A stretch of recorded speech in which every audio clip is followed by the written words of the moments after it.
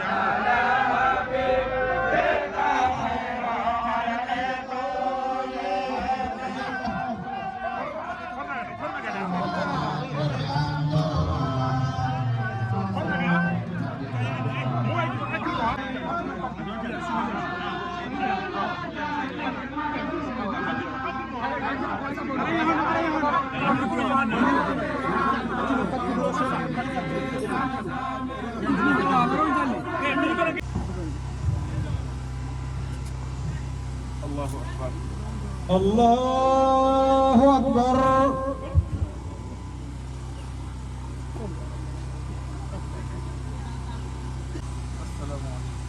السلام عليكم.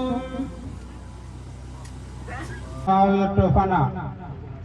so yettima e juuli fana hankandi batu on nani ceerno anani ko batuma hankandi almuɓe ma nani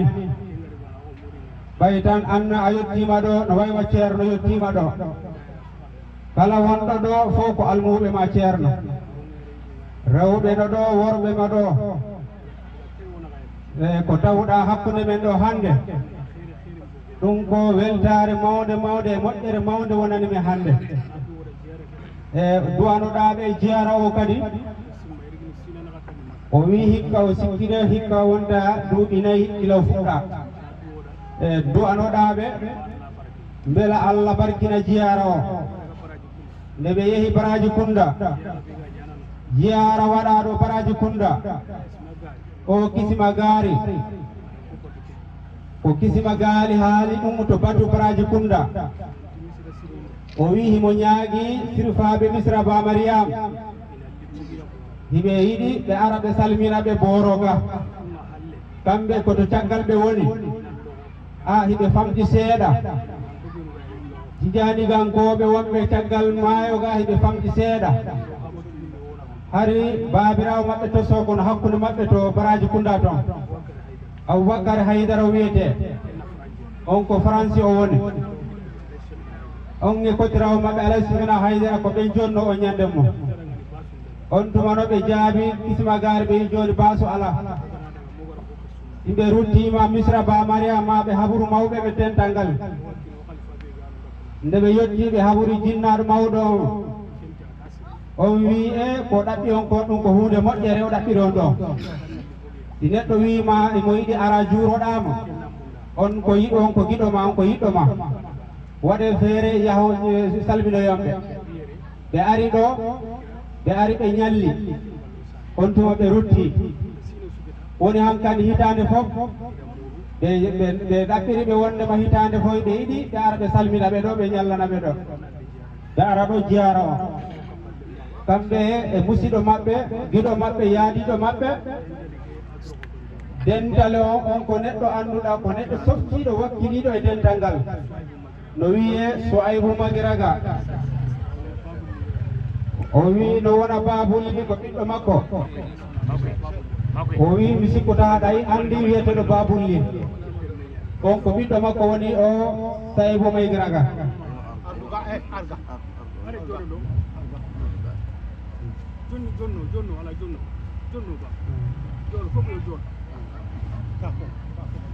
ajima du'anoɗa o wiyeteɗo Souaibou Magiraga himo to dental ɗo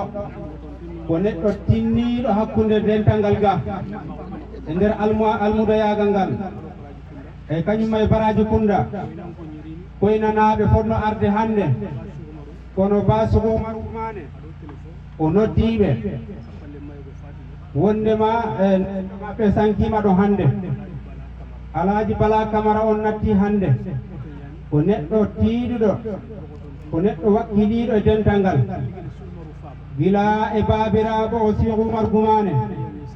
kamɓe wonno neɗɗo yimɓe tiiɗuɓe e dental ngal hiɓe walla Cheikh Oumarou e jinnaɗo makko o hiɓe yaada e Daka hiɓe yaha Madina kala golle ko watte o mawɗo sankiɗo ɗo ko o waddata e maɓɓe o wi ceerno andira noon kadi on natti hande to Koyna ya andu wonde almudo sattuɗo natti hande du'anoɗamo ceerno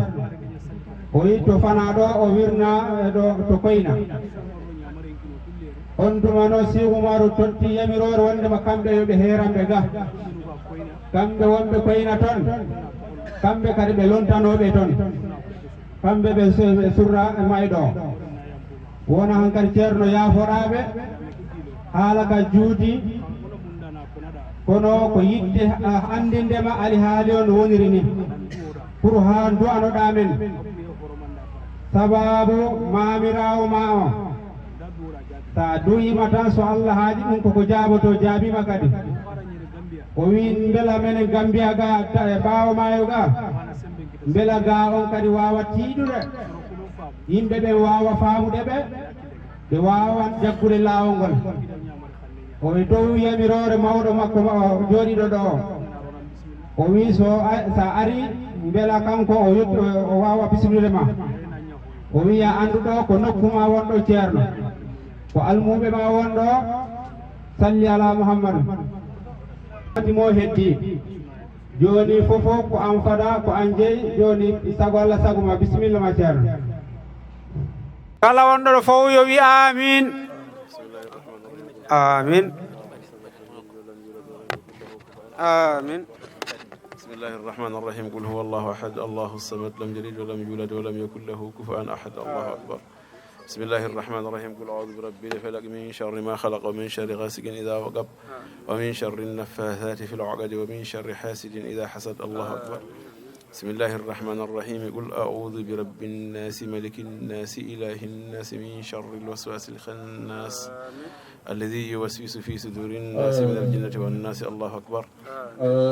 بسم الله الرحمن الرحيم صدق الله مولانا العظيم وبلغ رسوله الكريم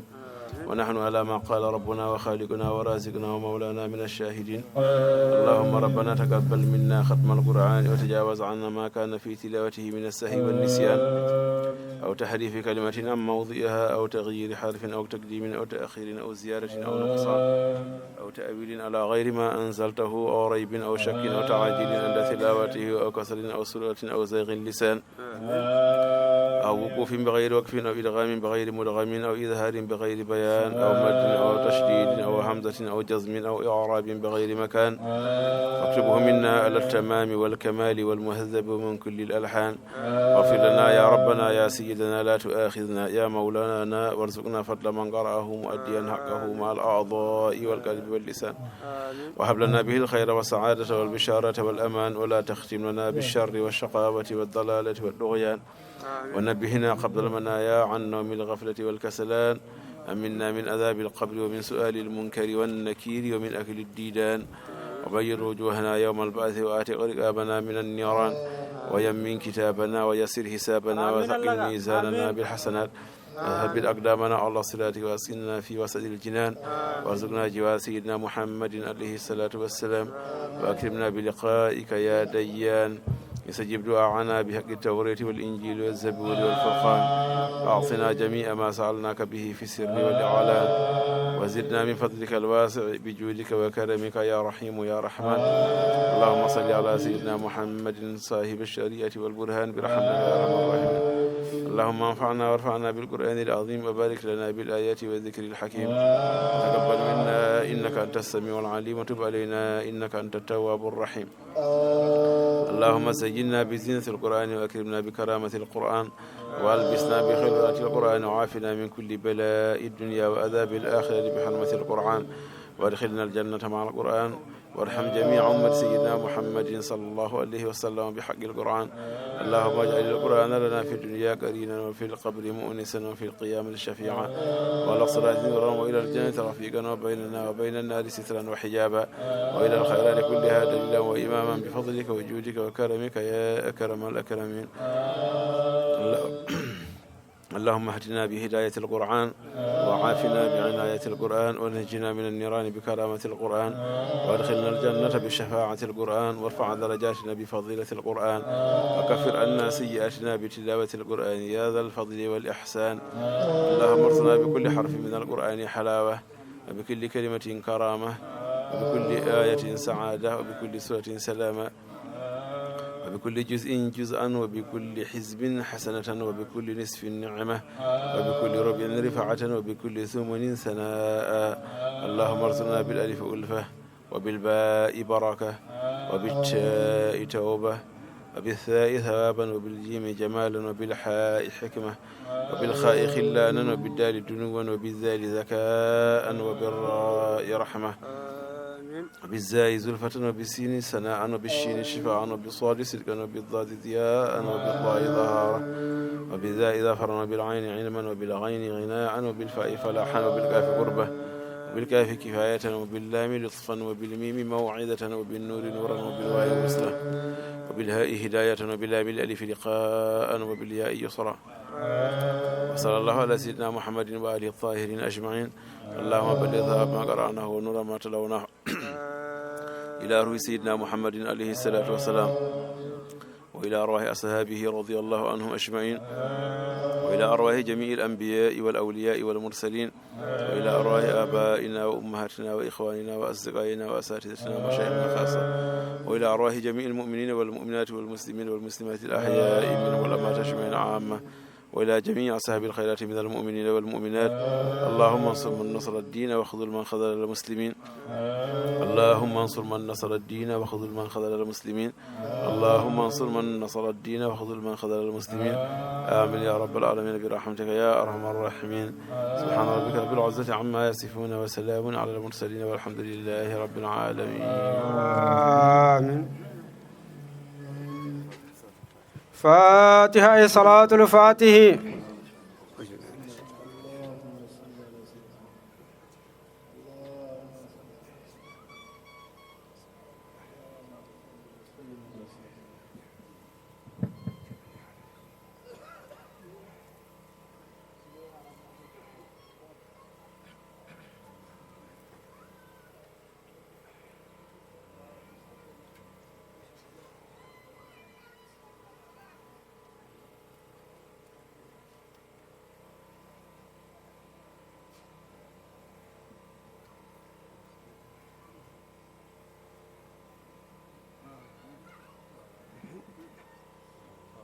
آمين آمين آمين آمين آمين آمين آمين آمين شرنوي الله جاب الدعاء آمين محمد سراج مبارك مستروي إلي دم قلمم جالي إنو كريد مم يدي الله نيوك أحمد